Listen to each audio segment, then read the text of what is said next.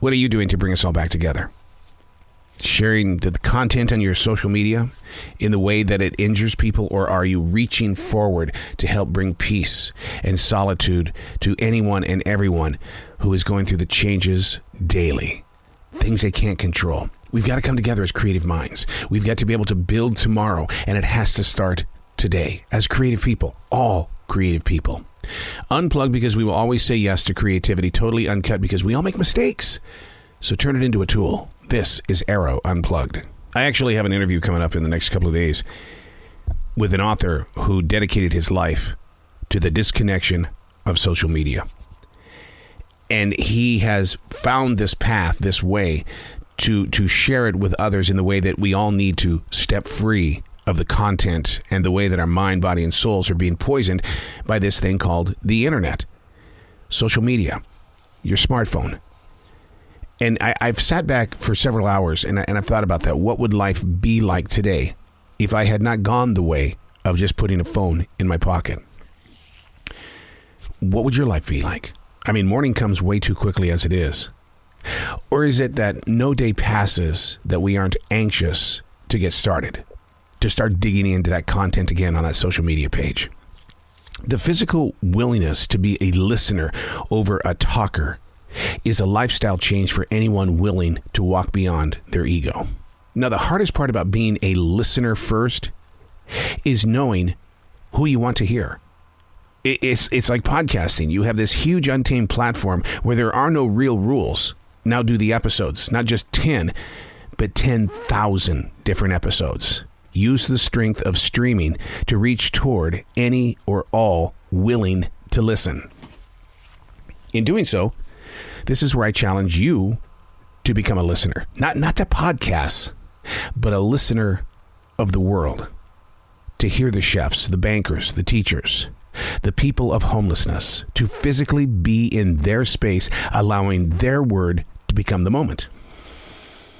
You talk about a lot of weight. For what another person is holding always has the full capability of creating craters the size of the universe. Being that listener and not the talker. What's going to happen is you're going to have to find somebody who listens to you, because you take all of that in, and if you hoard it, you implode. And I think sometimes that's where we are in this everyday world, because of the content on Facebook and Twitter and Instagram that and TikTok. We bring all of that in because we have this connection, this addiction to social media, that it's like, I gotta have it. I gotta have it. It's like CNN, Fox News, things like that. I've always got to have the headlines. I have to know what's going on in the world. And why? Why do I have to know? Hey, it's Arroe. This is The Daily Mess, a chronological walk through an everyday world. I am a daily writer. It's not that I document history. I'm not a journalist. I'm not a historian. I just love to feel the moment of now. It's a great place to hang your hat, listening to what is going on around you. There's a lot to learn. This is The Daily Mess.